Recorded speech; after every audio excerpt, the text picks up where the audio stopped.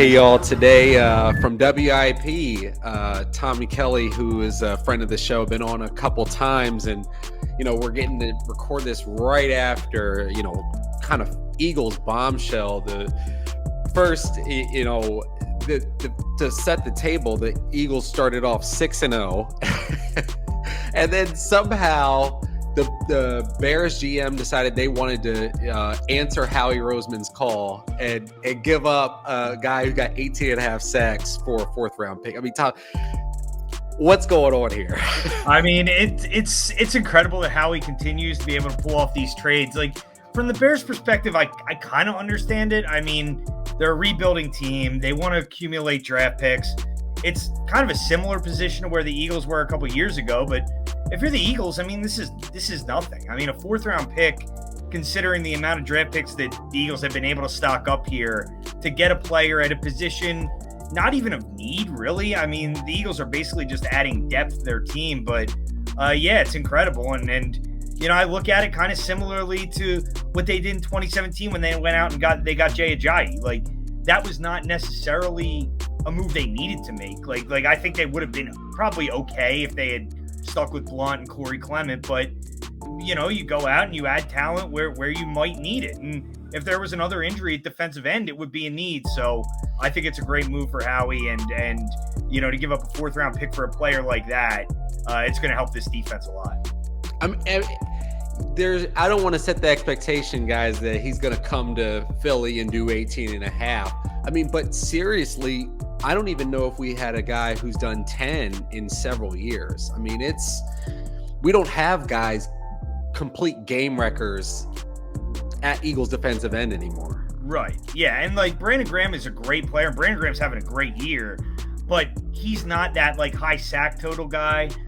Josh Sweat is getting there. I think Josh Sweat's really good. And his potential to improve is there. And Reddick's been great as well, but the Eagles now, they have a ton of pass rushers, and basically, the position that you signed Derek Barnett to play at the beginning of the year is now being taken over by Robert Quinn. Yeah, that's a pretty significant upgrade. And it is. It's just this defensive lines. This team is loaded, Matt. It's really, really insane the way Howie's put together this roster. And since you brought him up, I'll bite Derek Barnett. I think you can shop him, even though you re-signed him, and you'll probably have to eat some cap. You probably could still get a third or a fourth for Derek Barnett. I mean, with some desperate team, third, fourth, or fifth, it would be a day 2 pick, but I don't think it would need to be a day 3 pick. I think a team would bite on that. Yeah, maybe you'd be able to do something like that and get something for him. But yeah, I mean, it's a great upgrade. And heading into the deadline, I didn't feel like there was any position they needed, but if there's one you can always use more of, it's pass rusher. So, to be able to add a Robert Quinn now, just a tremendous move, and really strengthens an already really good team. If we get in a position where we are playing with a lead and you just need the guys to pin their ears back, it's a hell of a, 1-2 punch to have Hassan Reddick coming off of one end, and you have Robert Quinn coming off the other. I mean, you can do a lot of things here with those guys. So yeah, it's going to be interesting to see, how Jonathan Gannon sets this up. I mean, you can do something where you have like 4 defensive ends on the field. That's right. And like they used to do with the Giants back in the day, and the Eagles used to do at times as well. And to have all those pass rushers is a huge deal, because you have the corners who can play man-to-man on the back end with Bradbury and Slay and Avonte Maddox. So, yeah, look at this defense. And we talked a lot about the offense, and rightfully so. I mean, Jalen Hurts has been tremendous, but this defense is really, really good, and they're only going to be better and stronger now. It's unbelievable. I mean, all of the cool Philly stuff that's going on. Howie Roseman was like, "All right, guys, you enjoyed your time with the Phils.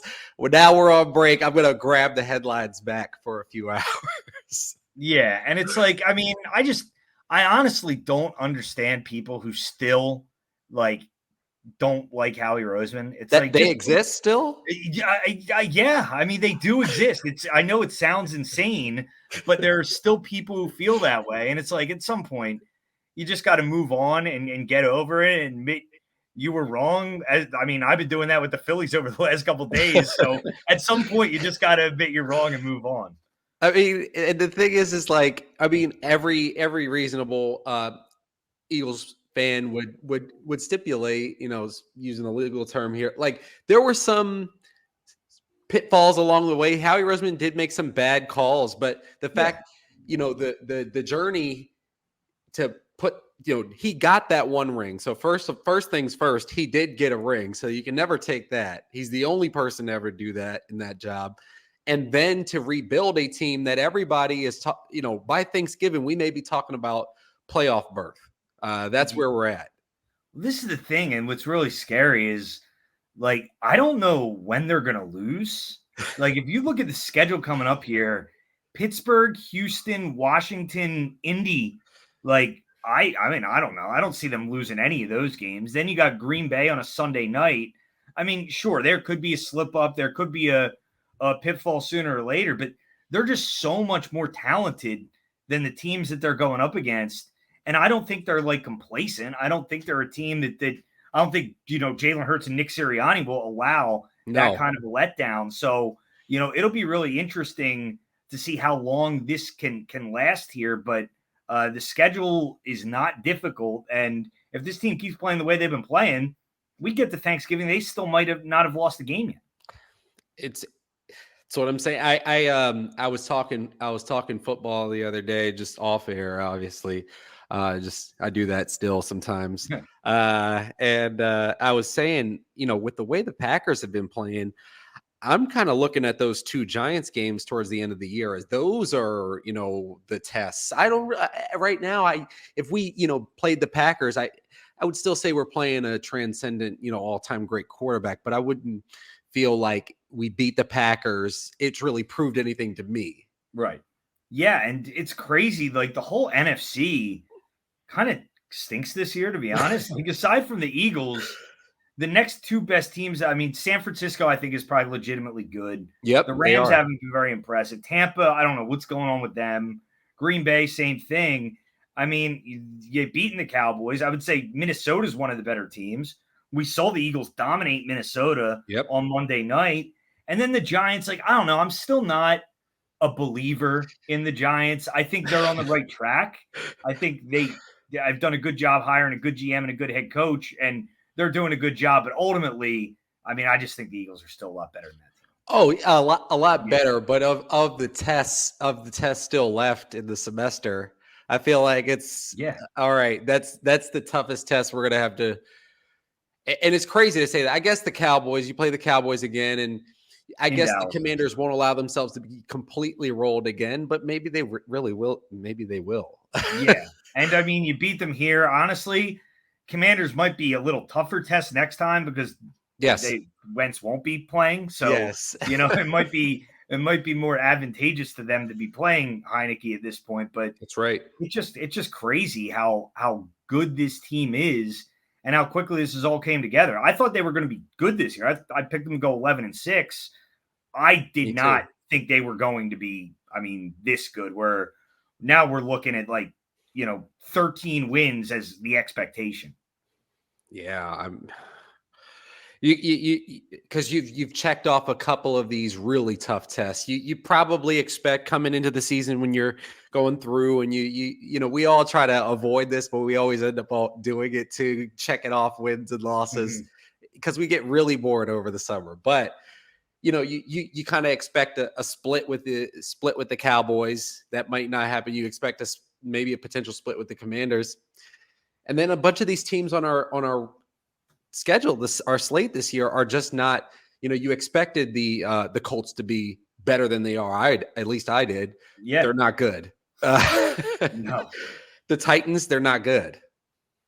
Yeah, so. and I think you look at that division. I mean, the Eagles are playing one of the worst divisions in the AFC this year. I agree with you on the Colts. I thought, I haven't been a big Matt Ryan believer the last few years, but I thought he was going to be better than he was this year. I mean, the fact that he's getting benched is pretty crazy. And Tennessee's a team that plays tough, but I think the Eagles are better than them. So I just, I think we could be looking at this team at the end of the year And I think like 14-3 at this point is probably, reasonable to believe they could accomplish that.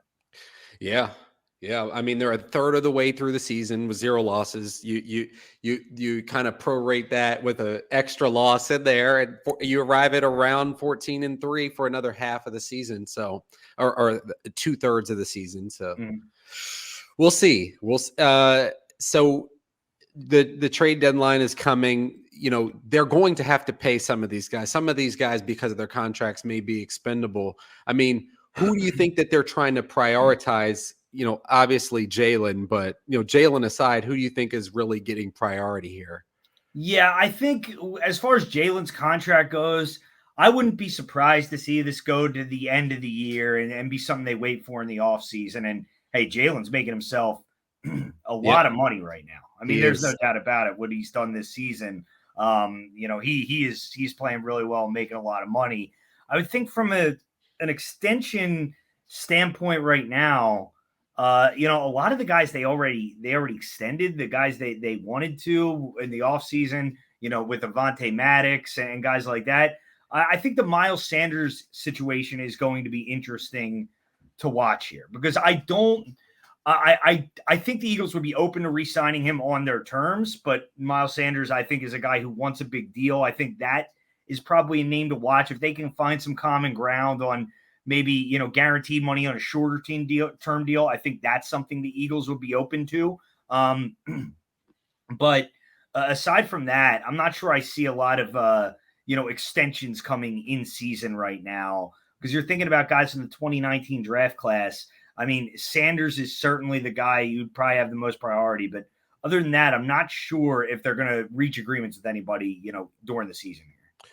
What about the guys like the new pickups like Kaiser White on the 1-year deals, Zach Pascal on the 1-year deal? You got Bradbury on the 1-year deal, Gardner Johnson and Epps. And do you think they'll wait to the end of the year on those guys? Well, I think you make a good point with Gardner Johnson. I think that's a guy they're definitely going to extend, whether it's now or at the end of the season. I wouldn't be surprised to see something get done with him. Some of those other guys, though, I just think it's probably in their best interest to wait, honestly. Okay, I would love to re-sign Bradbury right now, but if you're James Bradbury and you're having this kind of year, I think he wants to wait till the end of the year and try to cash him free agency. Maybe Kaiser White looks at it similarly. Maybe that's a guy you'd be able to reach agreements with. But, the Bradbury situation is interesting because the Giants really, did him dirty in a way, but to wait as long as they did, to release him. So there just weren't those kind of deals out there for him long term because teams had already spent the money. So that kind of worked in the Eagles' favor.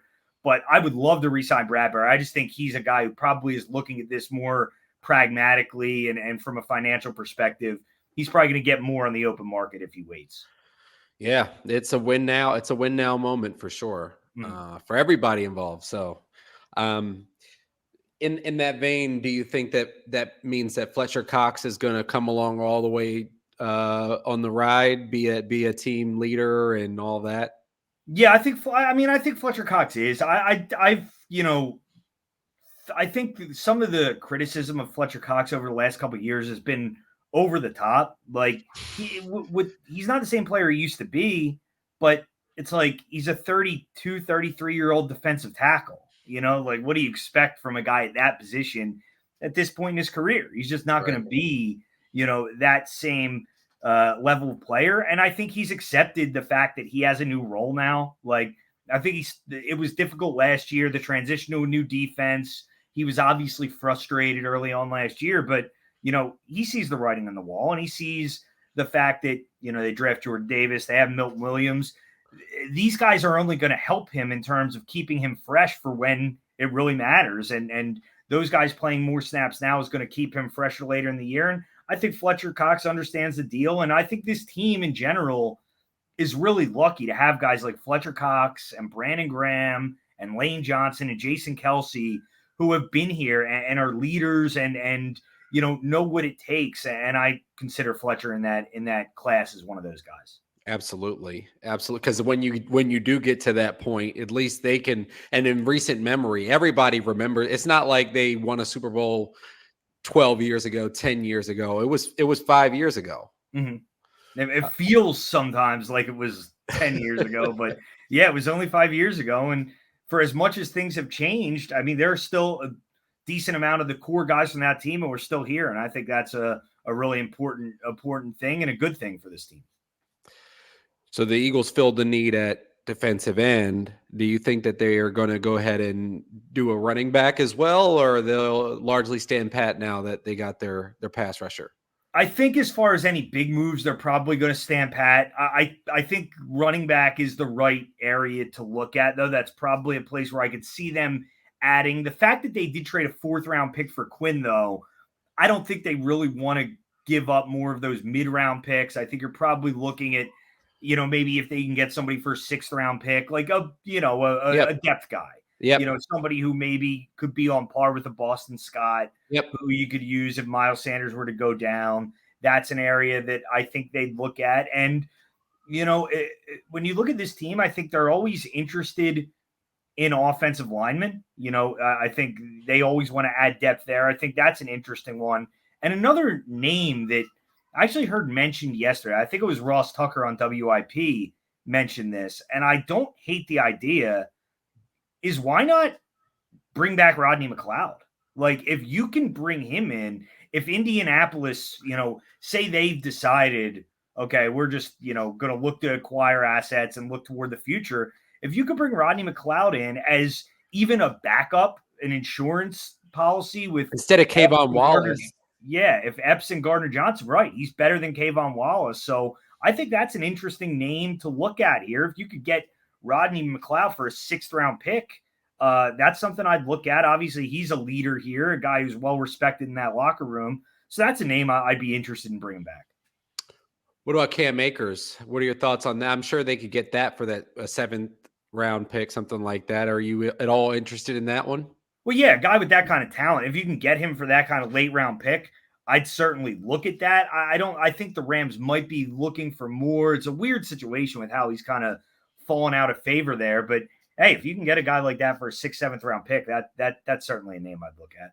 Because there was just a running back traded a couple of days ago that went for a 6th, and it was a similar back. I mean, the thing is they've driven down the leverage so much. If the Rams want to get him out of town, they've driven their own leverage down so badly because they benched him. So basically, another team that's negotiating with them is like, this is a guy basically not even on your practice squad. We know that you don't want to finish the year with him, so we'll walk away. So, right. And Howie is Howie. So Howie is called.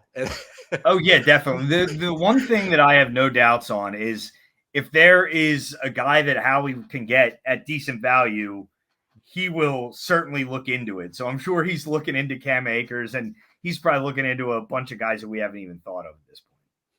The guy is amazing. I can't believe.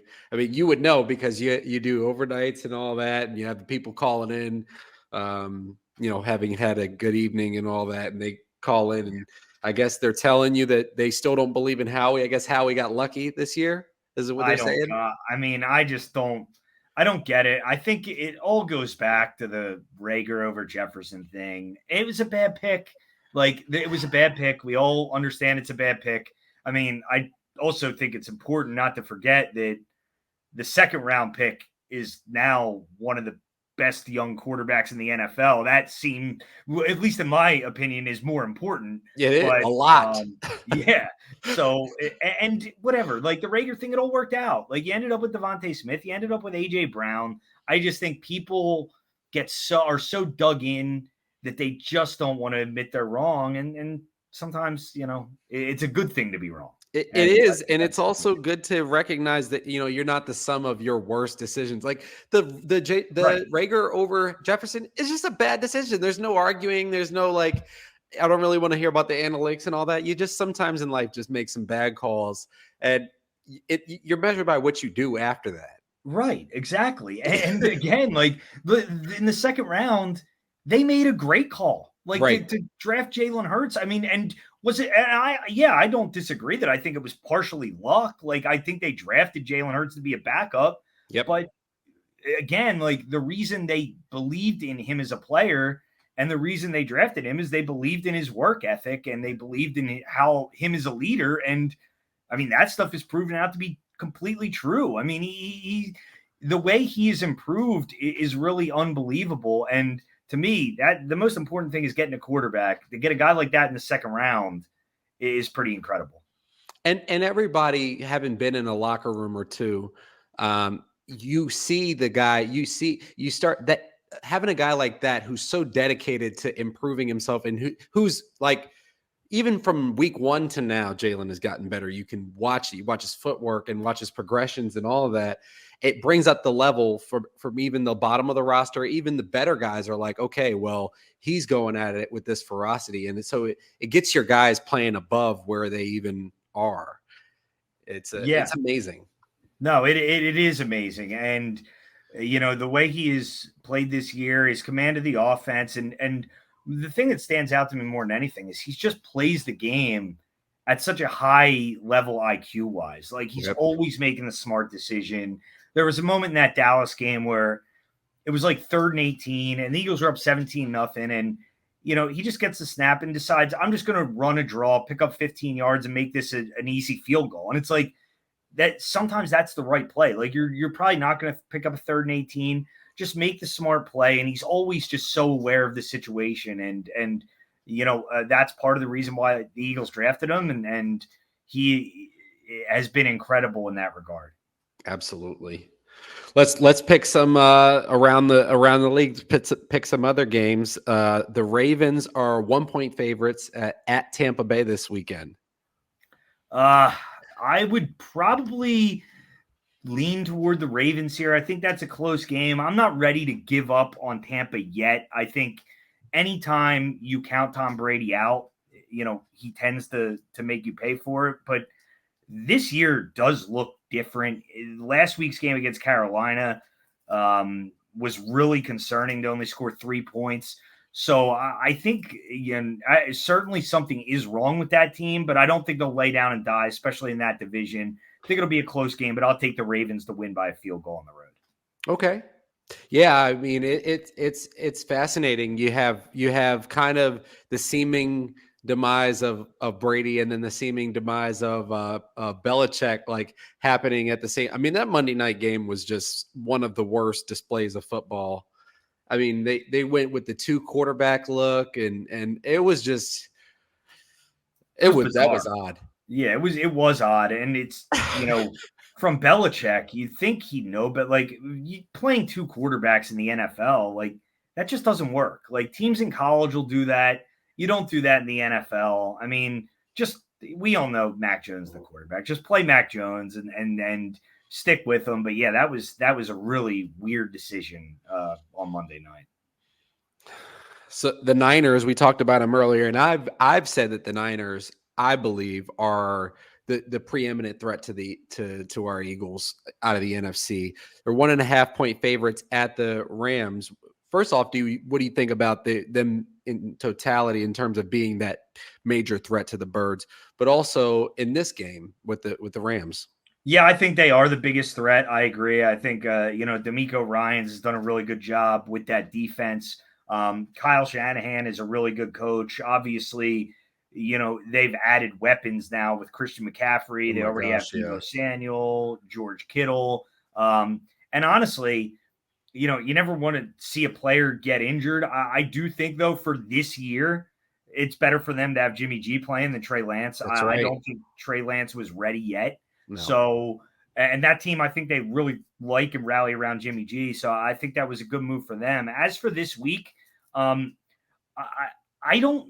Rams are coming off a bye week. So I would expect they're going to have some interesting things up their sleeve. I'll take the Rams in this game to win it outright. But overall, I think the Niners do end up winning that division. And I'd agree. I'd say them and Minnesota at this point, probably the biggest threats to the Eagles in the NFC. Wow. I mean, but if Minnesota in that situation would have to come to Philly, I feel like the whole stadium would know we just had their number. Mhm. Like, God, heaven forbid they have to come to Philly in a night Again, game. yeah. Yeah, I think definitely the Niners though are probably the biggest threat in the NFC. I'd Yeah, agree. definitely. And then with the addition of McCaffrey, that makes them even. I thought that way before McCaffrey, but that's Right. quite a pickup from them. Gotta say. No The doubt. Se- the Seahawks are 3-point favorites at home against the Giants. What do you think about that? I mean, the 5-1 Giants are dogs at Seattle. Now I keep picking against the Giants. They keep winning. But I'm gonna do it again. Like I like the Seahawks in this game.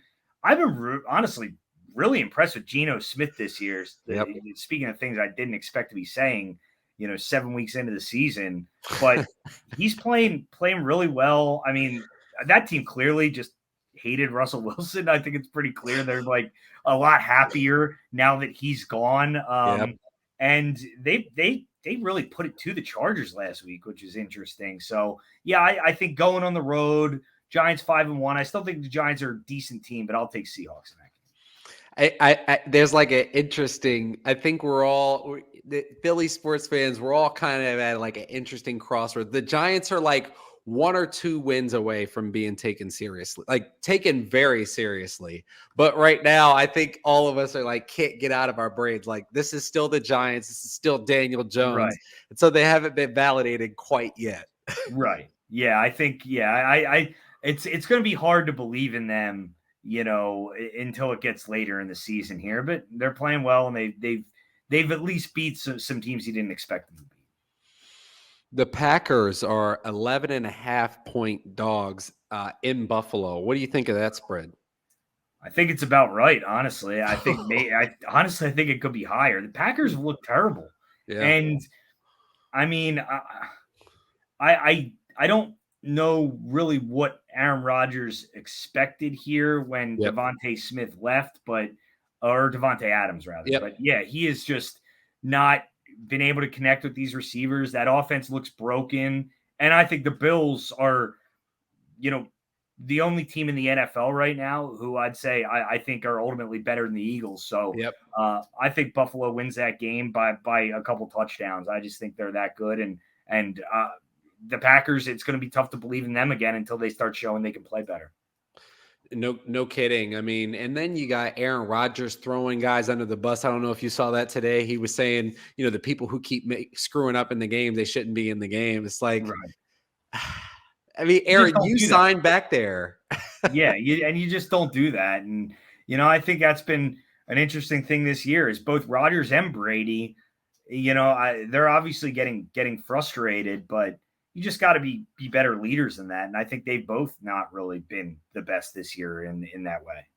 It's actually pretty awful. And then, you stunt guys' growth when the major spotlight is on these young men who are trying to get out there. And, we create the expectation now that rookie wide receivers, rookie quarterbacks can step right in and play. But a lot of guys still need that extra year, to get through it. So he could be, down talking guys who could be his next Devontae Adams. Right. And it's not even like unique to football. Like think about any job. Like if you're just starting out, you want somebody to give you some confidence and tell you you're doing a good job. Like, and it doesn't always even necessarily need to be 100% true, but sometimes that's what you need. Yeah. And, the fact that Aaron Rodgers doesn't at least see that, I think is pretty disconnected. It's unfortunate. He's taken an odd turn, but another big spread for this weekend is the Birds are 11-point favorites at home against the Steelers. What do you think about that spread? I think it's about right. I mean, I wouldn't surprise me to see the Steelers cover. Obviously, I think the Eagles are going to win, but I could see them coming out maybe a little slow. Maybe the Steelers, jump out to an early lead. The one thing you can say about the Steelers, even though I don't think they're that good and I don't think Kenny Pickett is very good, is they're always going to come to play under Mike Tomlin. Like he's just not the kind of coach who players are going to quit on. So I'd expect them to come play hard. I think the Eagles win. Like I'll go like 29-20, something like that. But I think the Steelers can probably cover the 11. Yeah, I think, save for a freakish, block punt that return for a touchdown or a random pick six. I feel similarly to how I felt about the Cowboys last week. If the Eagles can score 21, 24 points, that's going to be enough to win. They obviously, the Steelers defense isn't nearly as good as the Cowboys defense, but the Steelers offense isn't really capable of getting above, 17, 18. They just don't have the horses. Right. Yeah. No doubt about it. And yeah, the Steelers, I mean, you watch their game Monday night, I think that's kind of what you're going to get. A team that, or Sunday night, they're a team that just, they're not going to score a lot of points, but they are going to play hard and they are going to, give you some problems defensively. So I'd imagine it maybe a slow start for the Eagles, but they definitely win the game. I got it. I think you're right. I'm calling it 27-17. That's okay. What I'm seeing on this one. There you go. I'll go 29-20, but right around that same range there. Yep. So what do you think about we gave a little birds news, but if you're just listening, you've been at work all day, yet you don't get the chance to be as close to it as, of course, Tom more than me, but Aaron Nola is starting game 1 of the World Series. What do you think about that decision by Philly, Rob? I think it's definitely the right decision. Aaron Nola, the last time he pitched was last Wednesday, so he has been sitting around for 9 days now. I like the move to go with him. Wheeler is a lot better when he has that extra day of rest, where he would have been going on his regular turn in game 1. You could have done that, but why not give him the extra day? Because, I look at it and I think they're both number ones. I think they're both interchangeable. So I like the move to go with Nola game 1. You have Wheeler game 2, and you'll have those guys ready to go again for game 5 and game 6. So like the decision to go with Nola in game 1 by Rob Thompson. I was talking about this with Oscar Budahin, who's the Spanish language announcer for the Phils. Does a great job, Oscar. Absolutely. Oh man, it's so exciting. And he was kind of saying that the bet there is that you would have your 2 go against the 1. You're just really trying to make sure you split the first 2. Mm-hmm. But if we surprise with Nola and win game 1, I mean, it's going to be hard. You might have to grease the poles that night too. It's that. And I think Oscar's 100% right. Like when I look at this series, that's the whole series is, obviously you're going to have to win the games after that, but you got to feel good about this team playing at home. They're undefeated at home in the postseason.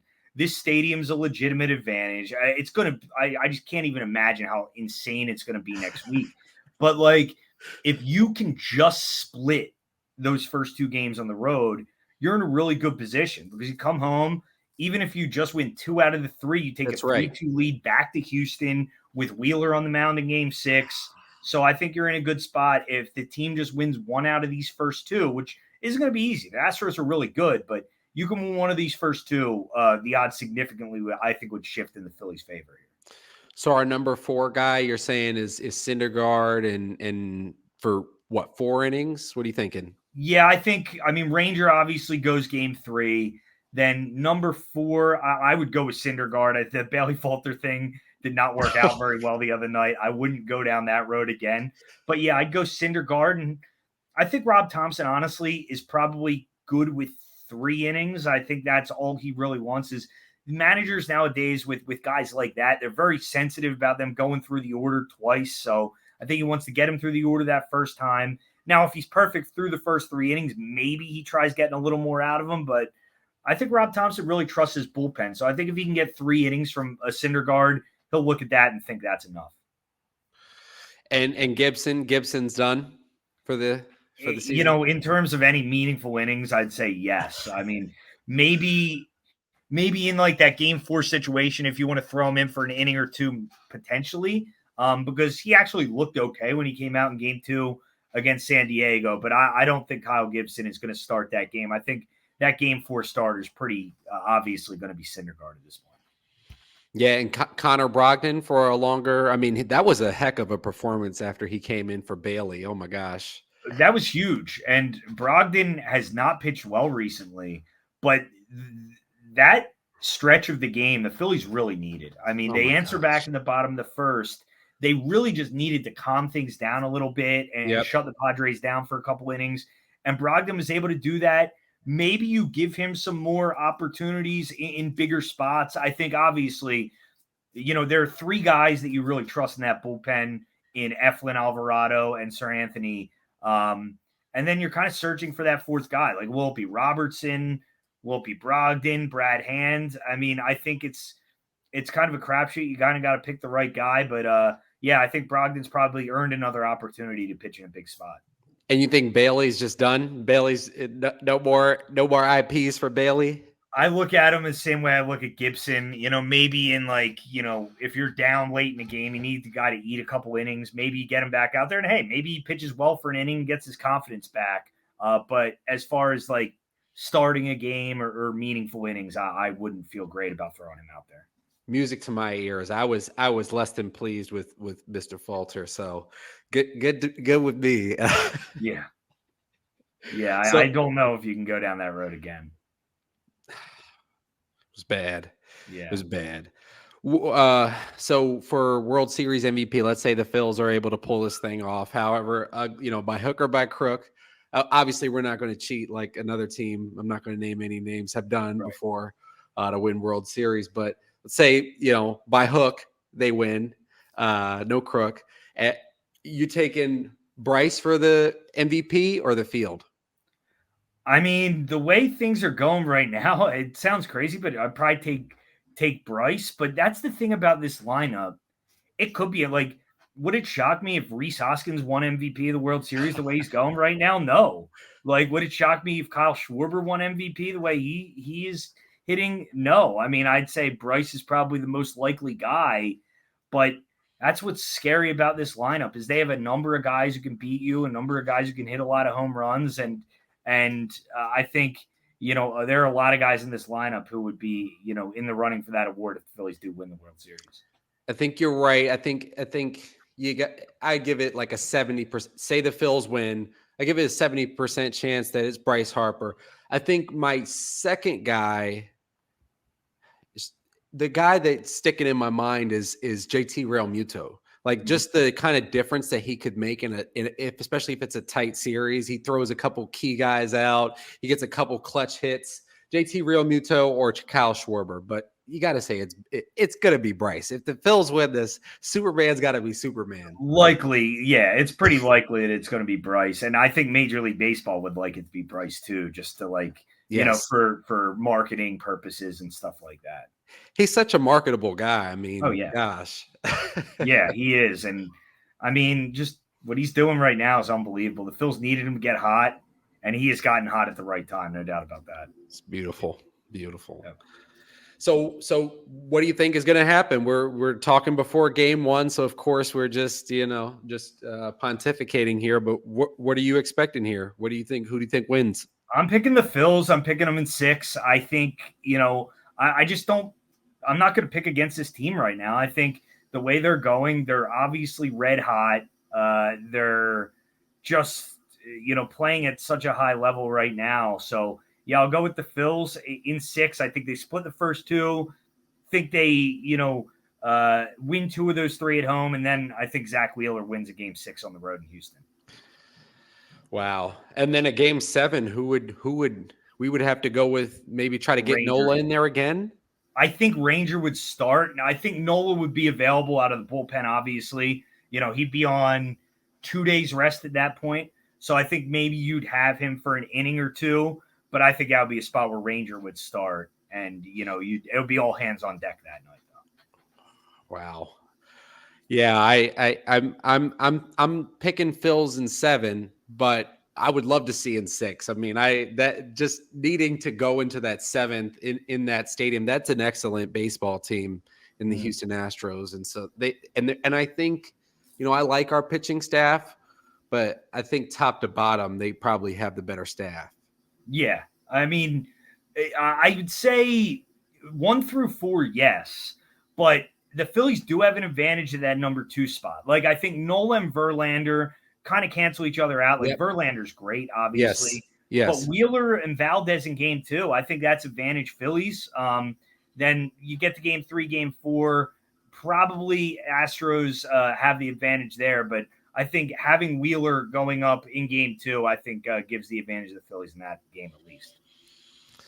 Well, this is all very exciting. Where obviously once it gets going, where can people listen along and check out what you got to say about it and follow along on social media if you man, it's been busy. A lot of crazy stuff going on with our schedules lately. But I'll be on tomorrow after Thursday Night Football, and then Friday and Saturday I got post game duties on WIP following game 1 and game 2 of the World Series. So Friday night I'll be on with Ricky Ricardo. And Saturday I'll be on with John Johnson after games 1 and games 2. So, check out WIP. We'll obviously have the game on, and then I'll be on with post game. So really excited for that this weekend. Awesome, y'all. Well, thank you for listening. It's, of course, Matt Rogers. If you're what I always say this, if you're one of the people who don't like, a mix of things, especially people's thoughts on the things going on in the world, stay away from my Twitter. If you are interested, it's POLITIDOPE. And if you do just want to stick to the sports, I do that very well over on Mention Pod on Twitter and Honorable Mention _podcast over on Instagram. But Tommy, it's always great talking with you. Go Birds, go Phils. You too, Matt. Thanks again, man. Really appreciate it. Yeah.